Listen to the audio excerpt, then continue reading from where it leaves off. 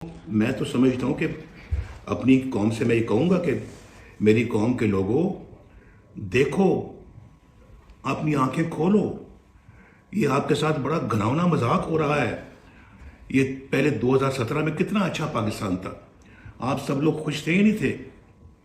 मुझे ज़रा बताएं कि आपको माशाल्लाह पेट भर के रोटी मिलती थी, आप लोग के ख़ानदान यानी खुशी के साथ अपना गुजारा करते थे। लेकिन आज 2017 के बाद आप मुझे बताएं कि क्या हालात हैं। 2017 से पहले तो मैं थोड़ा सा आपको एक पेश करता हूं कि उस वक्त कीमतें क्या थी।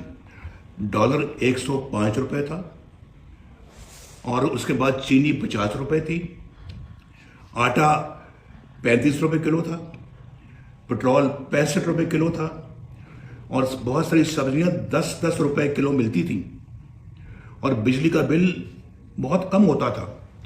और बिजली भी आपके घरों में आ गई क्योंकि हमने अल्लाह के फजल करम से लोड शेडिंग का खात्मा किया, और बिजली के बिल भी इतने आते थे कि आप बड़ी आसानी के साथ अदा करते थे। मोटरवेज मुल्क में बन रही थी, दहशत गर्दी ख़त्म हो रही थी या ख़त्म हो चुकी थी, लोड शेडिंग ख़त्म हो गई थी, फॉरेन एक्सचेंज रिजर्व्स बुलंद तरीन सतह पे थे, यानी कि बुलंद तरीन सतह पे हमारे फॉरेन एक्सचेंज रिजर्व्स थे। आज 2017 के बाद $1 बिलियन के लिए पाकिस्तान को जाके तो अपने दोस्तों से दरख्वास्त करनी पड़ती है कि हमें $1 बिलियन दे दें।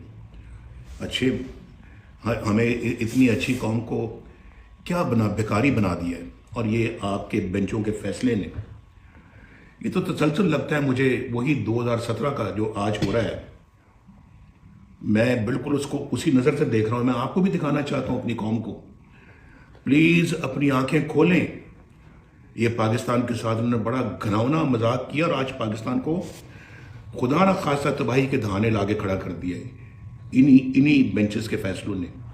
और आज फिर कोई पता नहीं फैसला जो करने जा रहे हैं, और वही 3 जजेस जो उस वक्त भी नवाज शरीफ को डिस्क्वालीफाई करने के अंदर शामिल थे, उनमें से यही लोग, बाकी तो रिटायर हो गए हैं। ये साकिब निसार रिटायर हो गए हैं, जस्टिस खोसा रिटायर हो गए हैं, जस्टिस वो जो शेख साहब थे वो रिटायर हो गए हैं। तो मुझे ज़रा बताएं कि आज कौन को जवाब देंगे कि नवाज शरीफ को क्यों भाई आपने डिस्क्वालीफाई किया था।